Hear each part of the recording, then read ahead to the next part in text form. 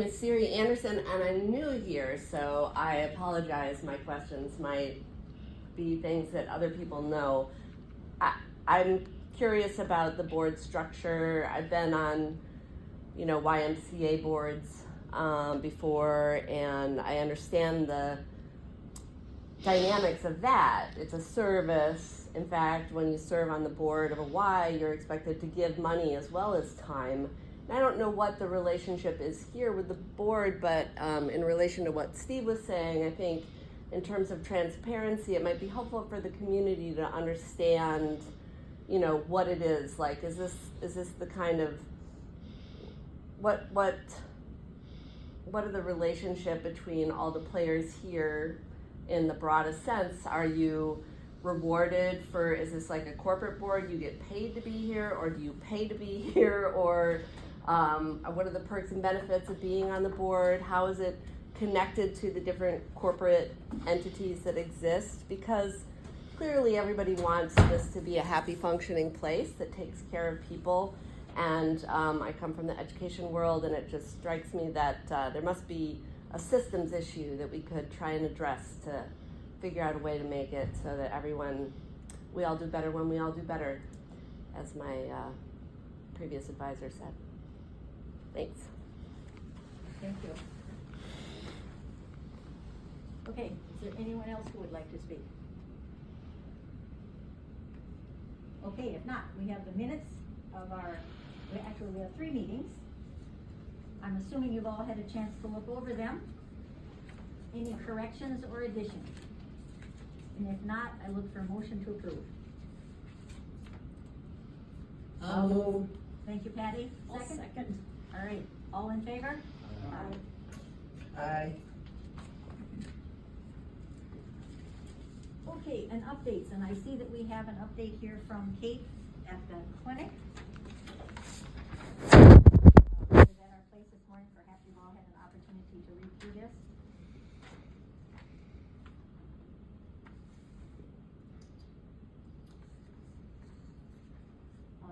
Patty probably didn't get it, but we will get Patty one more, right? She did get it. Oh, she did get it, wonderful. I got it. Thank you, Patty. I think I would like to share, and it's a nice addition, is that Kristen D'Aruda Wharton has joined Sawtooth Mountain Clinic now as a nurse practitioner. She actually began in January, so that's a very nice addition to Sawtooth Mountain Clinic.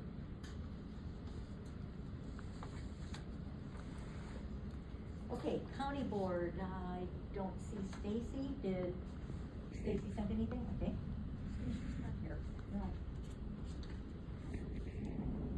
Board members, do we have anything board members would like to share? I think we've had any extra meetings. Yeah, I was away for a whole weekend, so I'm a little slow in catching up and everything, but in my absence, I had ordered this book co-authored by Bill Oxier, who will be conducting our cultural assessment. Okay. And in my absence, my husband read it, and he's a big fan of this book. So I would recommend Healthcare Leadership and Rural Communities, Challenges, Strategies, and Solutions. There you go, Vicki. Thank you, Mary. Okay. Yeah. Say, I would like to add and say thank you to the staff at the Care Center. We celebrated our oldest band member's birthday on last Sunday.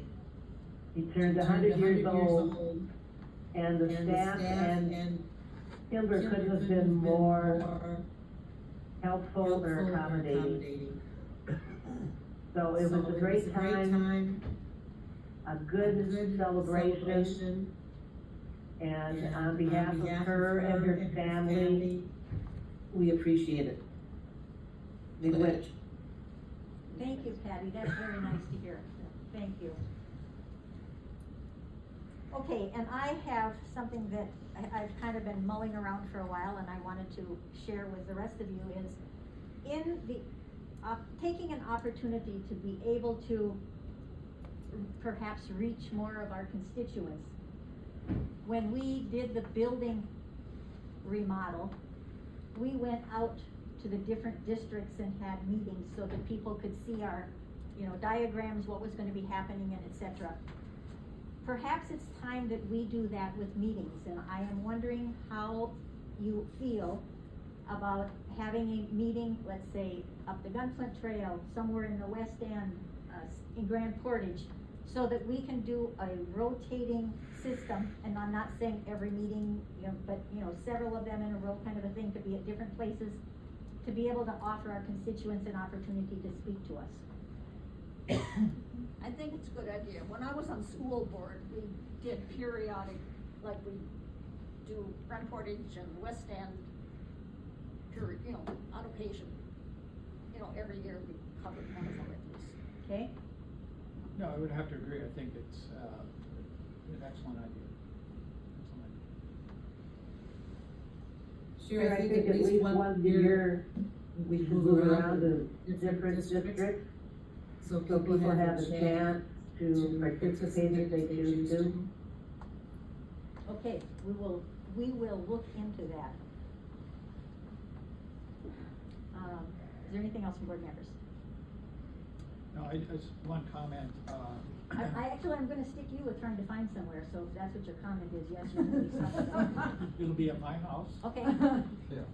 It'll be a big barbecue. That's not. What are you serving? Why do you ask? No, I wanted to congratulate publicly Greg Gruber for Lakeview Hospital being counted as one of the top 100 critical access hospitals in the country.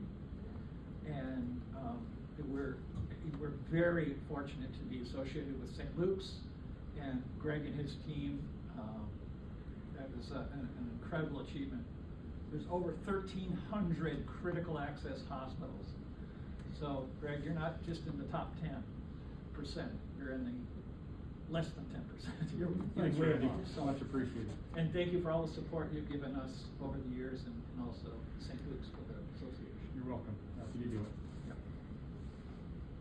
Good wish. All right, then, Michelle, we are up to you. Okay. I'm going to stand up and kind of back up a little bit so I can take my mask off to help you guys hear.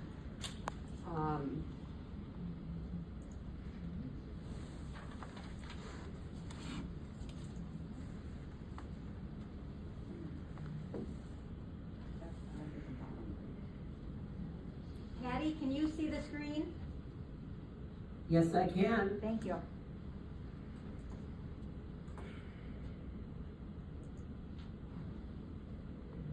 Okay, so there's quite a bit of information in here. I'll try to summarize the best I can. So just kind of looking at what has happened in Northshore Health in 2023 and what plans we have moving ahead. So for our turnover, you can see in the past 3 years, we've had some ups and downs, but in 2023, we stayed pretty consistent in under 2% or less turnover every month. January of this year, we stuck with that theme and we're at 1%. We've actually increased our number of employees by 6 in 2023, and we've already hired 5 in January. So we're just increasing and doing good on the employee side.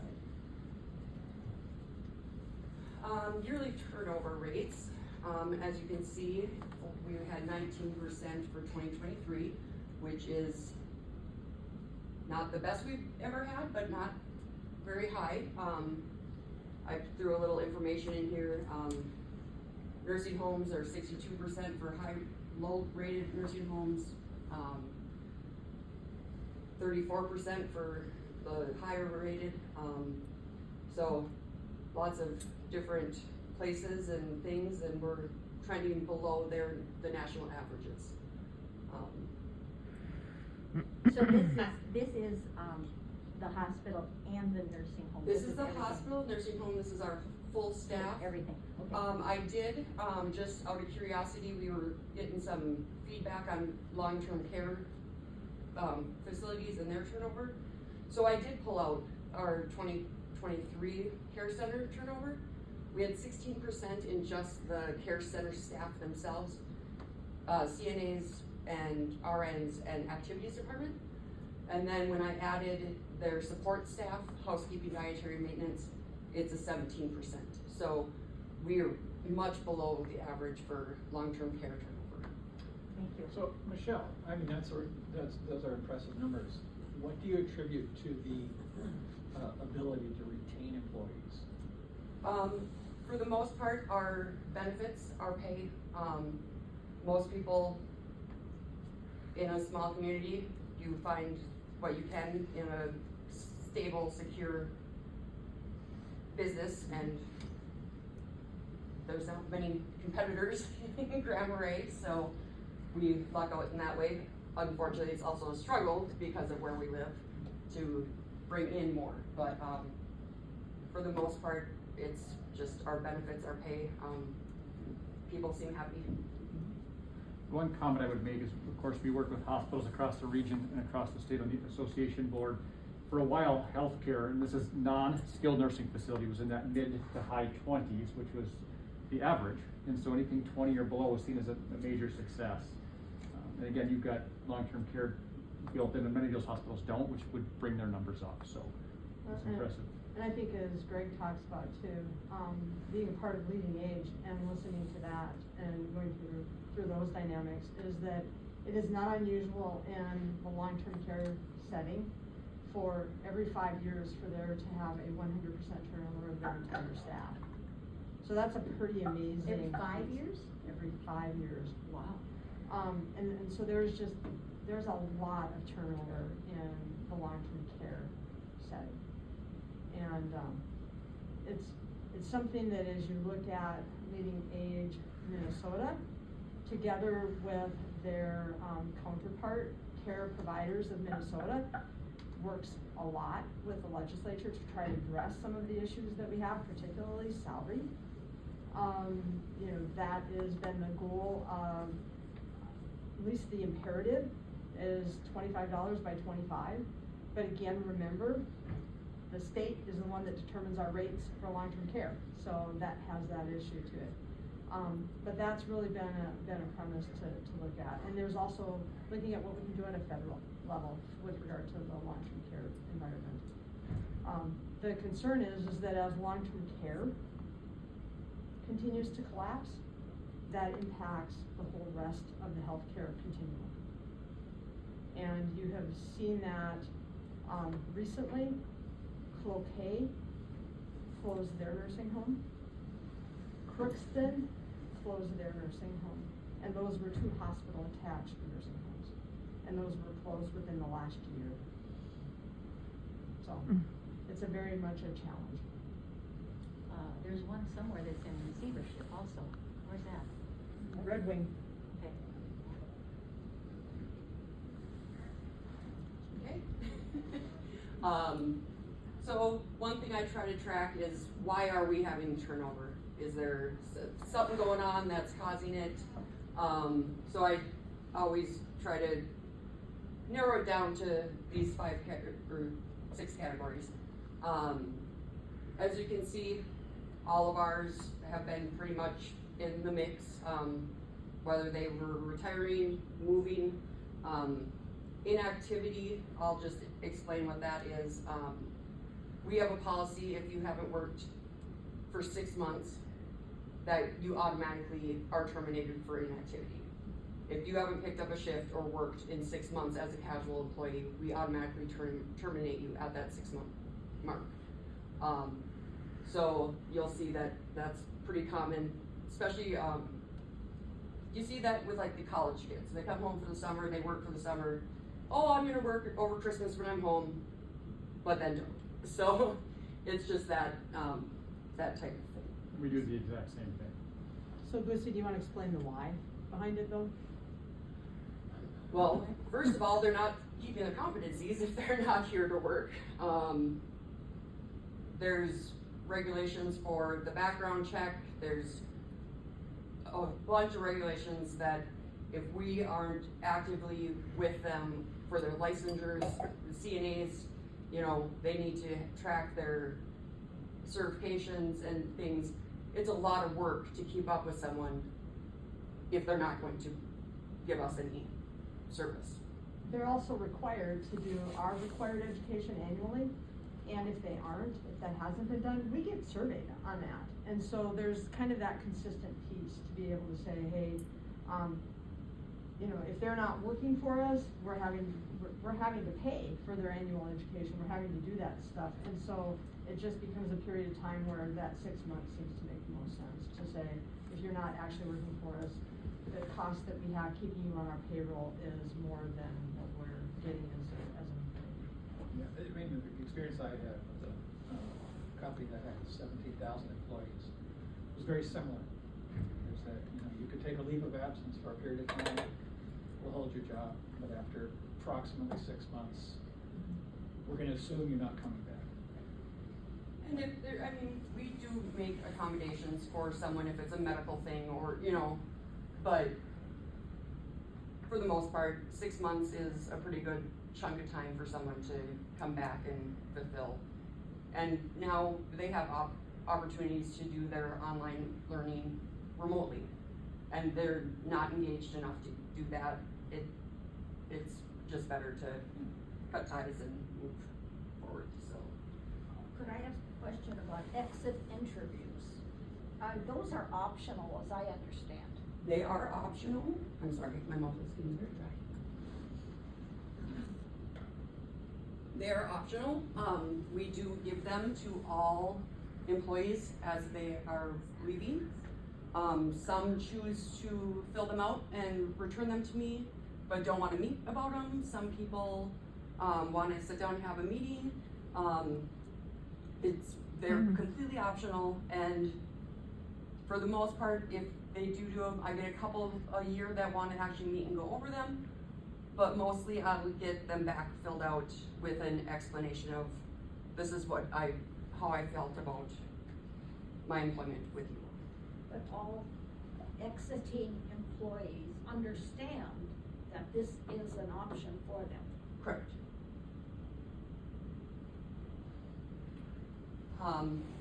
This I feel pretty good about. The fact that, first of all, during COVID, we have gained 40 employees that have stayed with us, that have been here for a year to 5 years, which in this world right now, that's impressive. Our longevity, as you can see, we have employees that have been here for many, many years. Bureau of Labor and Statistics, reported that the median for longevity of 16 years or more is a 3.9% industry-wide. Our tenure for 16 years or more is 19.3% of our employees. So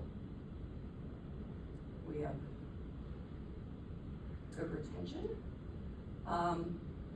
So these are our annual reviews. So last year, as you can see, we started out really slow.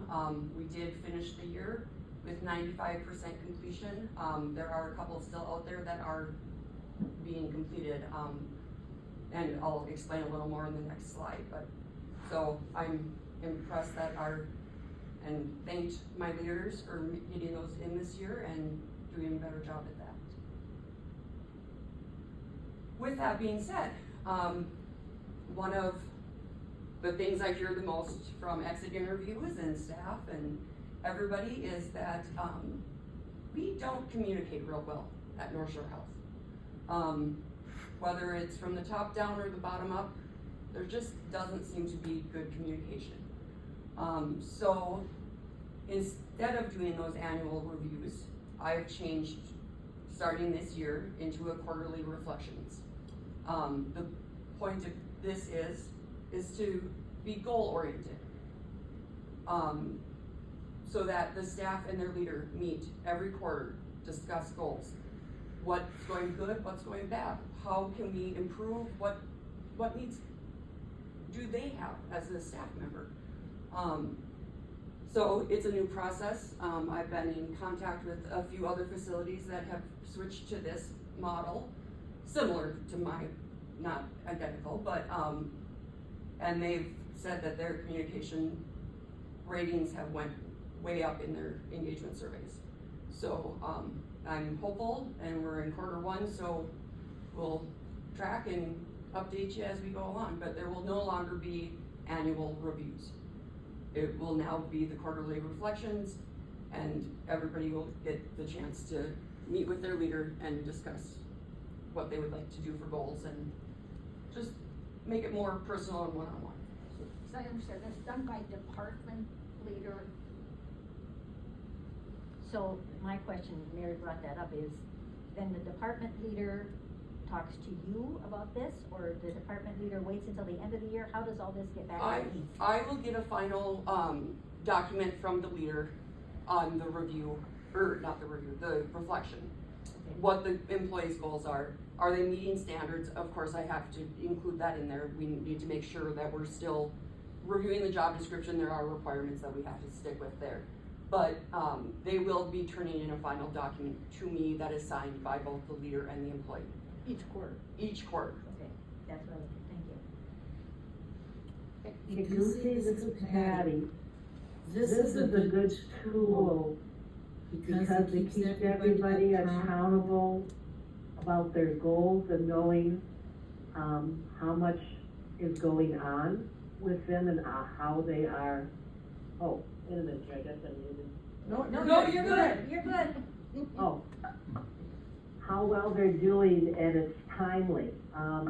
Because if you do just an annual review and don't get back to that employee until the end of the year, they don't know, how well they have been doing.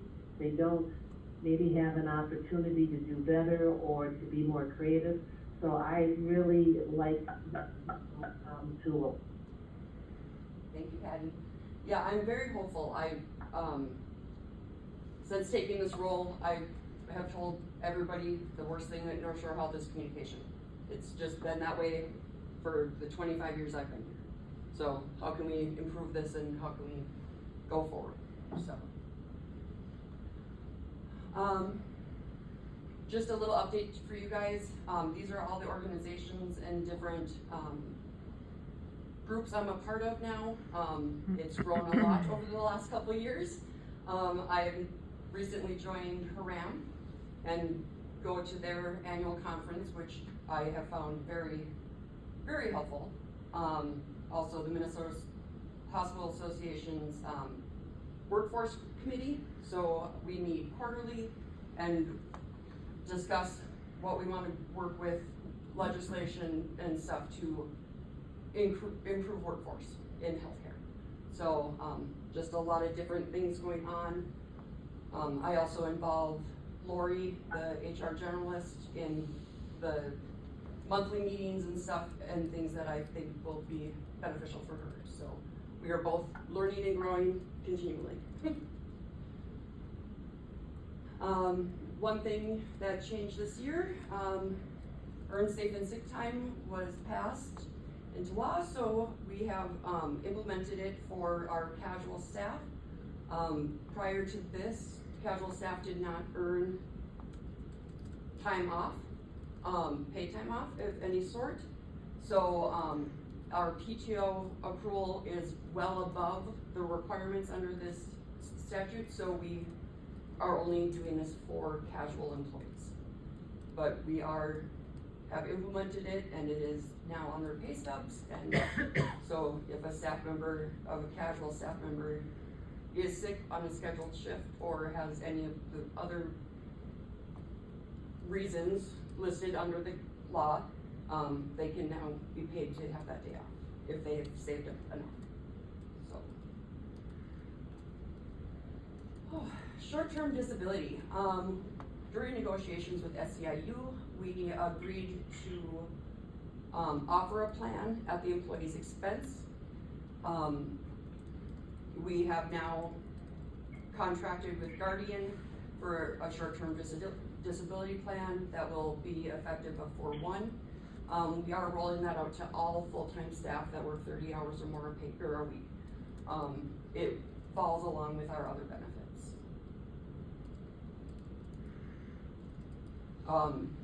Along with that, so these are all of our other benefits. Health insurance, as you can see, we are still paying 85% as the employer, and that's both single and family. So we don't break it down depending on what coverage they choose. We've upped our life insurance basic plan from $10,000 to $25,000 for all employees that are 60 hours or more a pay period. We added vision last year, so that was a new benefit added in 2023.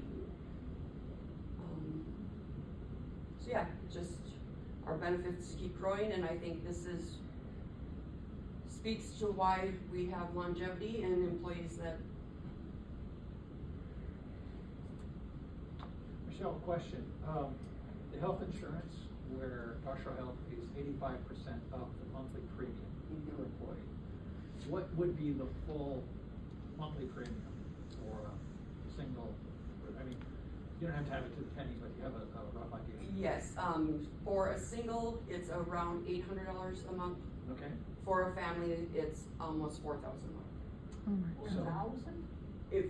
And that's the full premium. So Full right premium. now, for a family plan, Northshore Health is paying for $3,600 and something per month for each family plan of health insurance that we have. So family of It- 2, 4, 6, 8, 20, Two- 30, 40, 50. Correct. Yeah. Yep. Wow. So, yes, it's a huge amount for. Are there employees that cannot afford that, the pay that they have to do?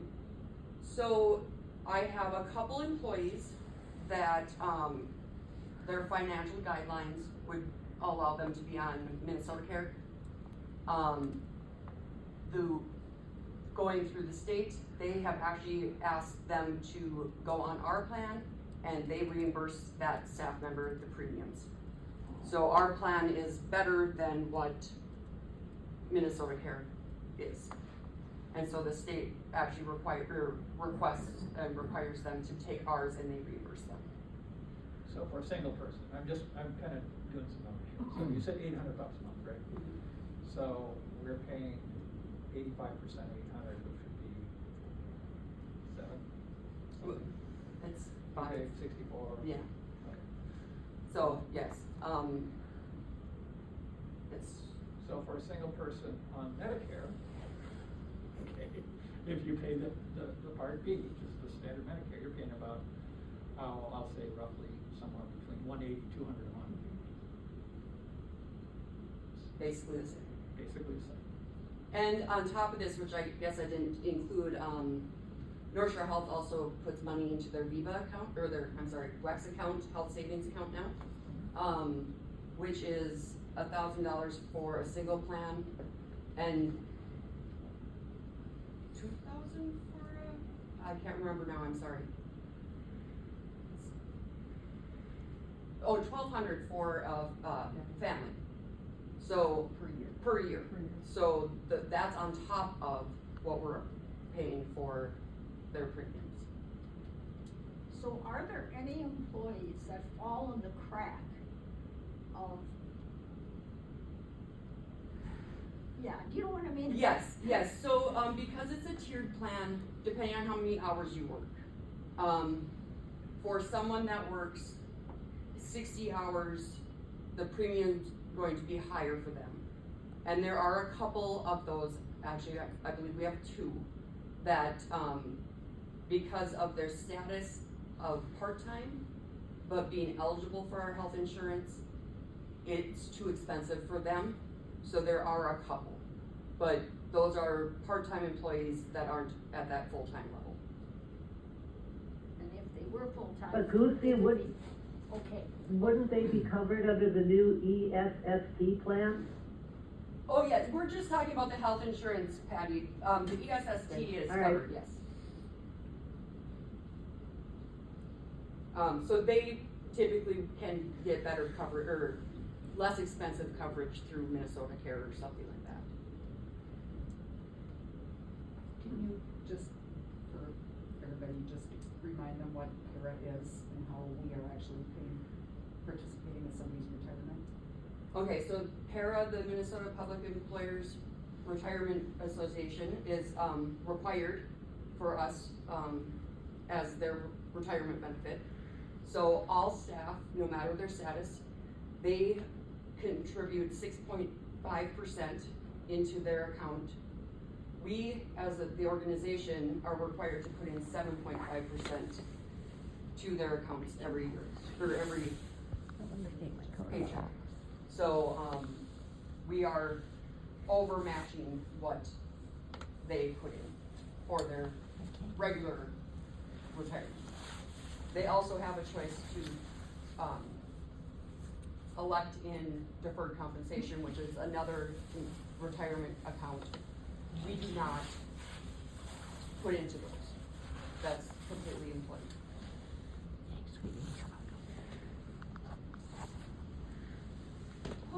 Okay, education and scholarship program, just to update, we have 5 employees right now in the program. 2 of them are full-time, or part-time, or full-time employees, 3 of them are casuals. Out of those 5, 3 are going for RN school, and 2 of them are in the paramedic programs. As you can see, by us paying their tuition, they guarantee us some years of service, and it works well for everybody involved. And then, excuse me, at the bottom there, I just kind of put in there, I'm still working with DEED and some of the other organizations. There's other programs out there, dual pipeline training and things that we can look into to also help our staff continue education and grow. Good question, Greg, at Lakeview, do you have similar type of programs?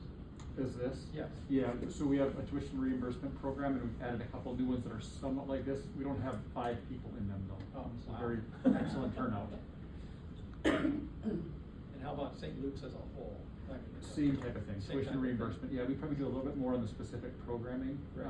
But we have somebody going through a ultrasound tech program right now, Oh. a rad tech, so we have some kind of individual things like that. Sure. We sponsor some CNA training community-wide we're working on. And And- same thing, a commitment to work for X amount of time to get the payback on it. Right. And our CNA program and our EMT program that we offer through Northshore Health is completely paid by Northshore Health with the terms that they're going to work for us for a certain amount of time. So, those ones are not included in this. That's a separate program. But, yeah, I rolled this program out in August of 21. I've had a couple people dabble in it a little bit, but no one's really dove into it, and now this year, or last year, and now this year, I'm up to 5 in it, so. The other thing that Michelle just mentioned, we have mammography, 3D mammo, and we have 2 staff that we put through just like that. We paid for it, we sponsored, but they committed to stay, and that's worked out well, and it's separate from a tuition reimbursement. So we went to them and asked if they had interest, and they came to us and we agreed. Okay, our immigration green card process that we've been working on, unfortunately, it is a very long process, but we currently have 12 applicants. All 12 of those applicants are either a family member or a friend of one of our current workers. So they all have been referred to by a current employee to come over from their countries and work here with us. These are in the dietary and housekeeping positions, but we would hope that if they chose, once they were here, maybe they would want to progress into CNA or nursing or EMT or any of our other positions that are available. So,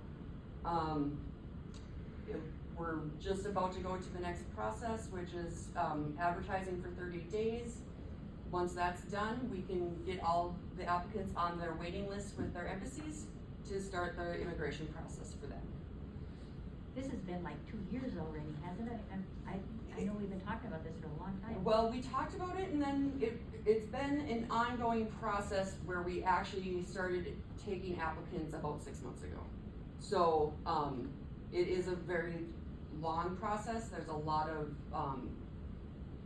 well, first of all, it's hard to connect and talk to somebody in the Philippines, because they're, we're meeting or interviewing them at 7 a.m. in the morning here, and it's 9 o'clock their time at night. So just some of that has been pretty difficult to organize. But yeah, it's a long process, but we're finally to the point where I think I talked to our immigration attorney yesterday, and we have the documentation and we've done the interviews so that we can start to move to that next process. And Michelle, to be clear, these applicants are not pushing onshore applicants out of the picture. Correct. So it's No. not like somebody's saying, hey, we're gonna get you from the Philippines, but I got a hot worker over here in, Schroeder. Correct, and actually that's part of the requirements of that 30-day advertising. Yeah. You have to advertise in bigger, broader places than you may currently normally do, and vet any of the applicants that come through that process. So, maybe we'll get a couple more housekeepers or dietary out of the process and hire them too.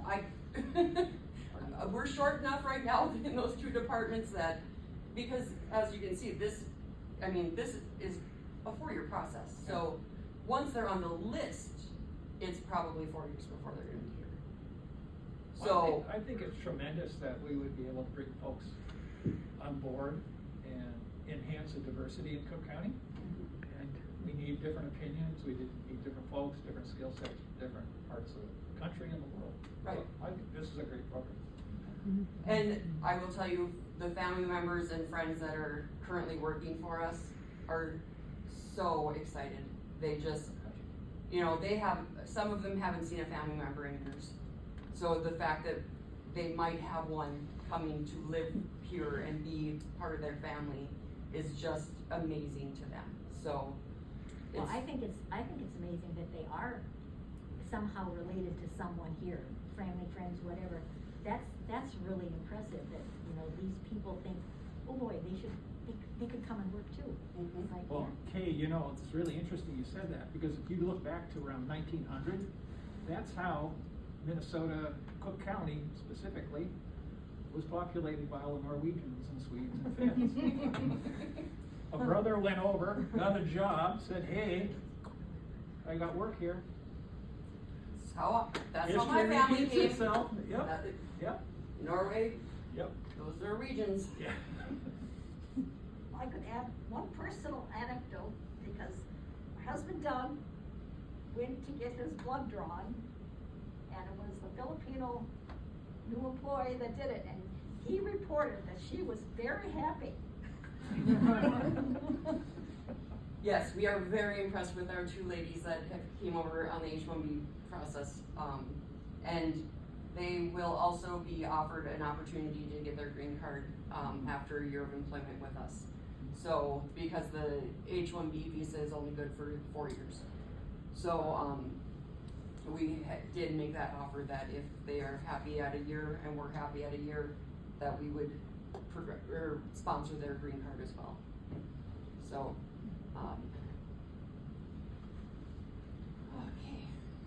okay, the Rural Health Burnout Survey. So back in September, August? It's been a while. UMD reached out to the Wilderness Health HR group and asked if we would be willing to provide their survey to our staff and help them with this project that they're doing. We agreed, and we actually were one of 4 out of the group that had the highest participation rate. So they are following up with luncheons with a couple small groups of our staff they're gonna bring lunch in and meet with them and, you know, try to dive a little deeper into burnout in rural healthcare. So their goal is to help lead the change in funding and try to improve the rate of burnout in rural healthcare, because it is a big issue among all rural healthcare. So, so that we've partnered with them, and it's been very nice working with them, and hopefully we get some good outcomes. Okay, culture and gap survey, as you requested, we have engaged with Bill Axier for the culture and gap survey. This will go out to all staff, the board, leaders, execs, everybody. And this will be actually coming out probably tomorrow to everyone in your emails. There'll be a survey link in your emails tomorrow. And you'll have 2 weeks to complete it. And then once the survey is completed, Dr. Bill Axier and his team will help us with recommendations on any changes for culture that we have. Kimber do you want to add anything to that one? No, we have contacted Dr. Axier. He and his team, just sent us the links for the survey. They completed the survey, did the survey, sent those. We need to send that out then, and then they do the compilation and analysis, and then we work with them, for next steps. So we're moving forward on that. It's a process. So, Yes. question, is the participation by staff, board of directors, administration, is it voluntary, or is this going to be mandatory? It is voluntary. Okay. I will say, in my years, typically we do end up with a decent turnout and response to surveys when we've done them. So I think most of the staff are encouraged to do it and hope that it's going to improve whatever issues are happening for them. So it's always trying to improve something, and we're always looking for it. So we do typically, I think my last survey I put out, I got like an 87% completion. So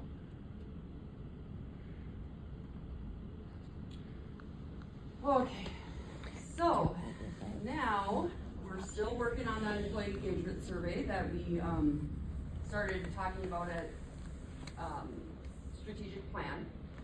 So I've met with Rural Wisconsin Health Cooperative, and they had a couple suggestions and offers of different programs to look into. Preskini was one of them. We used them previously. I worked with them. As the cost is a lot. I personally did not find their process very helpful, and it was a very clunky process trying to, it just, nothing seemed to flow and move well while trying to work with them. So that was one of them. The second one, they actually referred me to Work Day, which is they don't do engagement surveys anymore. They have rolled into just doing like a platform app on your computer that is constant. So when talking to them, they actually told me about Workforce Research Group. Workforce Research Group works with Modern Healthcare Magazine, and they do their surveys for the Best Places to Work program. The cost for the first survey is almost $2,000 less than Preskini. the opportunity then would be that we would be able to go into the best places to work in healthcare program next year. The survey is the same, only it adds, the employer perspective of what benefits we offer and all the different behind the scenes stuff. It's not just the employees, it's actually asking the employer what benefits they have, what things we offer. So we would have the opportunity, and if we were to do that on a yearly basis, for 2025, the approximate cost would be about $1,400.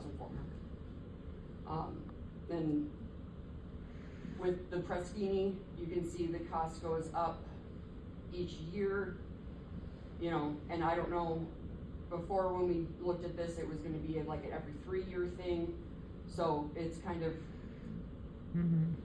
which way, which way do we wanna go? So, oh, wrong way, sorry. Michelle, couple of questions. You had mentioned workday. Can you speak up just a little? I'm sorry. Thank you. That. So Michelle, you mentioned Workday, which is an HR platform that a lot of organizations use. Now in this particular case, they would populate our platform with the data too. Wouldn't just go to Workday. Yeah, so this is, so Workday does not work with Workforce. Right. But this was the one that they recommended.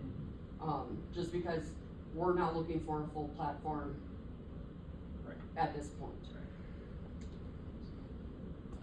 I just bring that up because in my prior work, we used Workday and the platform is really, any of these platforms are kind of the same, but being able to populate the data in there so you can analyze it Yes, and is very impressive. Very Yeah. impressive. yeah, and these do still have the data portals and stuff, so we will be able to populate. We will be able to sort by most urgent to least, you know. So there's always the ability to do that. It's just not the platform of Workday is continual throughout the year, Right. where this is a one-time snapshot. It says advisory support. What is that? So- Limited itself, or is that unlimited, or what is it? Good question. So, Oh. Here we so go. in comparison, both surveys are actually pretty similar. There's not much of difference between the two for the information that they ask and would pull out. So the big differences are going to be the cost. Prestini obviously is more. The additional resource if we were to go into the best places to work in healthcare program, and the post-survey. So Prestini provides 6 hours of post-survey support. Workforce was unlimited. They would work with us as much as we asked. What that means is after the results are out or done, they're gonna teach leaders and staff or leaders how to analyze the data, how to work in their platform, in the data portal, and that type of stuff. They will also make some recommendations as to what our top needs are, you know, and maybe some recommendations on how to move forward. With that being said, it's a big process to move forward from there.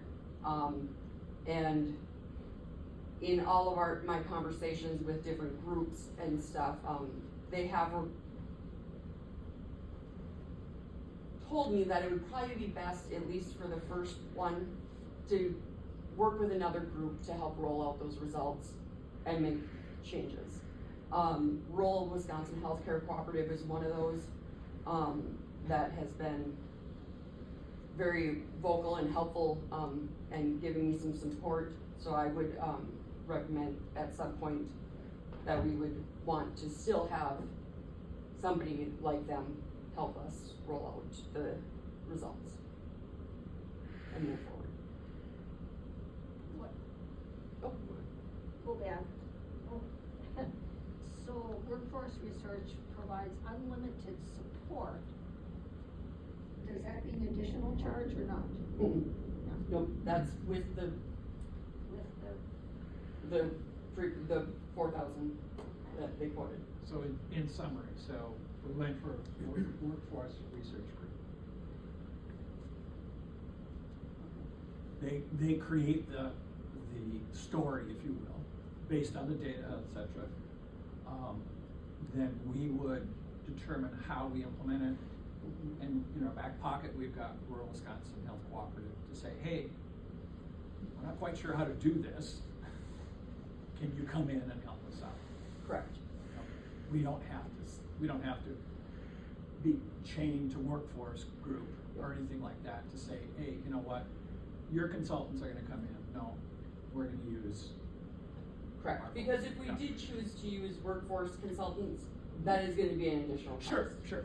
So, in my research of doing this, I just feel like having someone like, the Rural Wisconsin Health Care Cooperative that knows our world. They know how this, organization runs, so it'd be nice to have somebody a little more in tune with us. How quickly can they get started? So my plan is, once I've been given the go-ahead on what the board would like us to do, I was hoping for a late summer, early fall rollout of this. I think with the Bill Axier culture gap survey and the burnout survey things going on right now, I don't wanna overwhelm the staff and add another thing on top of it.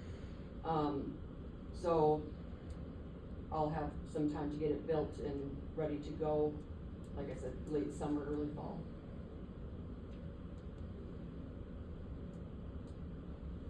I think that sounds doable, and then I like the idea of getting the information that we're gonna get back to be very specific to our needs and not general. I think that would be more helpful. Excuse me. So I know this will be on your agenda later in the meeting, so at that point, please let me know how you would like me to proceed.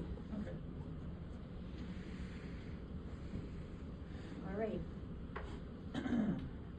Carla, you're sitting here patiently. Would you like us to move to your part so that you can leave? It's totally up to you. I'm flexible, but not that flexible. I was gonna say, I'm not even Well, then I would recommend that we go ahead and pull up the ambulance purchase so that Carla can Sure. address that with us. Just give me a moment. For those who don't know, yes, I'm having a hip replacement surgery in like 5 days. Can't come soon enough, so, just bear with me. I am also gonna pull down my mask if Kimber and Lucy don't mind. Yes. It helps to see your mouth move. Yeah, you can see my smile.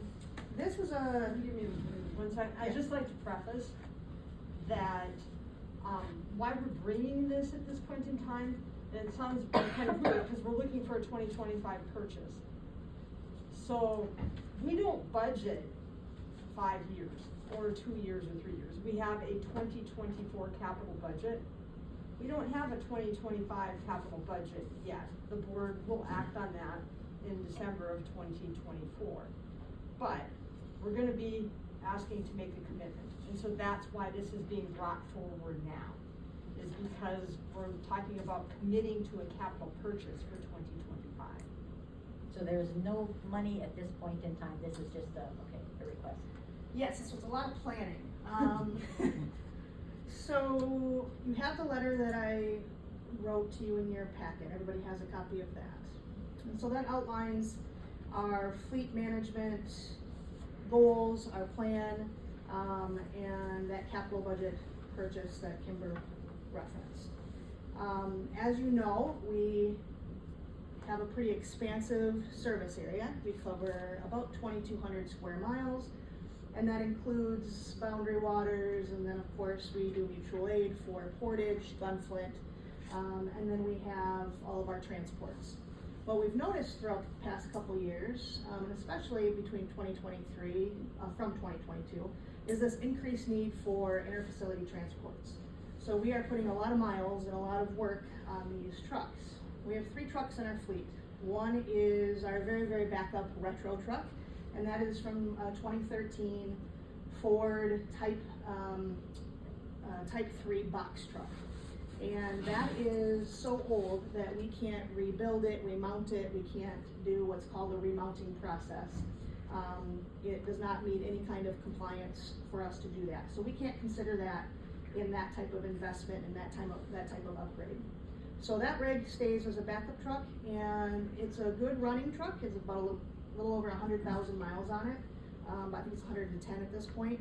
And we use that as strictly backup. We use that when the other 2 primary trucks are out on a transfer, 911s, etc. We also use it for staging events. We do get called. We have contracts for staging fire events, pack tests for the fire service, different sporting events, etc. Mutual aid events. Up until this past year, we didn't have any kind of fleet management program, any kind of rotation of our rigs to ensure that we are kind of equaling out our mileage and our wear and tear. So we've integrated that, where now that backup truck might do basic transfers, might have a little bit more of play, so we can get miles on that and give a break to some of our primary trucks. So with that said, then we have a primary truck, which is 35, which is outlined in your form. And 34 has always historically been our transfer truck. Well, at 220 miles per transfer, that gets a lot of wear and tear, and that's just to Duluth. That doesn't obviously encompass any kind of transfers where we would go to Hibbing, Eau Claire, Rochester, the cities, Fargo, etc. So 34, our transfer truck, has accumulated a lot of miles very quickly. It is our most maintenance heavy truck.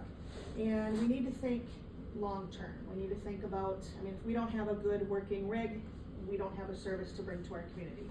That rig is our mobile ER. That rig is everything to our service. So we need to think about that rotation. 35 has been our primary truck for 911s, 34 for our transfers, and 36 for backup. As part of this fleet management program that we've implemented, we are rotating those trucks accordingly to, again, alleviate wear and tear, to help with the mileage. Make 34 not just be the transfer truck, 35 gets transfers, 36 gets BLS transfers. So in that planning process of having to figure out, well, what's next, we have to do some research and work with a lot of vendors, and also communicate with other directors of other services who have the same kind of geographical expanse that we do, but also the weather conditions that we do. So I've met since first quarter of last year. I've been meeting with different vendors, different executive directors from the services. This includes services in Carleton, LCAS, Hibbing, Virginia, and Babbitt, and there's another one that is escaping me at this point. So, and in that time, we've also met with different vendors, both from Everest, Northshore, Ron, and a couple of others, in regards to what our options are for trucks, replacement trucks. 34, that transfer truck, is also starting to age to the point where that cannot also be consideration for a remount. So that leaves us with having to think about a bigger purchase of a replacement truck, and then getting 35 and the subsequent trucks on a true remount schedule, so that we can rebuild that chassis for a fraction of the cost and in a fraction of the time. Due to supply and demands, we are looking at a turnaround time of anywhere from 530 to 580 days from the sign of a proposal to have a truck built. Historically, our rigs come from demo trucks. They are in no way customized. They are just simply floor demo trucks that we have somehow accumulated. So we have a 2013, a 2015, and a 2019 truck with varying miles and varying maintenance needs on that. So throughout the past year, in meeting with different services and understanding what some of our truck options, For those who are not into ambulances, we have type 1s, type 2s, and type 3s. Type 1s are your four-wheel drive trucks, which are really nice for these kind of geographical demands, except for this past winter, which has been a shame. So we have a four-wheel drive, which is type 1. They tend to be a little bit longer and a little higher, and they have a much better patient experience and provider experience because they're on liquid springs in the back. And if you've never been in the back of an ambulance to know how fun they are, and maybe why I'm having hip surgery after all these years, is that they're really rough. Our rugs are really, really rough on the provider. There's usually no one in EMS who doesn't end up with back problems. So from kind of that ergonomic standpoint, a four-wheel drive, and the particular one that we're looking at with liquid springs, helps from a patient comfort standpoint and provider longevity. So those are type 1s. Type 2s are those ambulance kind of FedEx delivery truck style trucks. And I have worked with those at my previous employer with Essentia Health, and those are always considered a top option for transfer trucks. Everybody wants those because of the fuel efficiency. From my experience, and then of course working further with supervisors at Essentia, that's not always the case. Yes, they're a little bit more fuel efficient, but you are fueling them up all the time. They have very small fuel tanks. And if you've never been in one of these, working in them is a bit of a nightmare. They're very, very tight, so you don't want to work in any kind of high acuity situations with these. You have one bench seat on the side. You have the provider at a captain seat that's literally on the other side of the cot. To the right of the patient on the cot, that is one complete wall, and that is nothing but cabinets. So you have no access point to the patient on that side. And then they literally, their head is kind of